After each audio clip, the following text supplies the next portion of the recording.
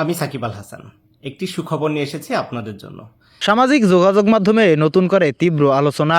Bangladesh cricket বোর্ডের নেতৃত্ব ও বর্তমান পরিস্থিতি নিয়ে উঠেছে নানা প্রশ্ন। বিশেষ করে তামিম ইকবালকে ঘিরে সমালোচনা এখন তুঙ্গে। অনেকে বলছেন বোর্ডের গুরুত্বপূর্ণ পদে থেকেও সিদ্ধান্তগুলো কতটা নিরপেক্ষ সেটা নিয়েও রয়েছে সংশয়। এই পরিস্থিতিতে লাইভে এসে কথা বলছেন বাংলাদেশের অলরাউন্ডার সাকিব আল হাসান। সাকিব কড়া সুরে বলেন, ক্রিকেট এমন একটা জায়গা যেখানে ব্যক্তিগত বা অন্য কোনো প্রভাবের জায়গা থাকা উচিত না।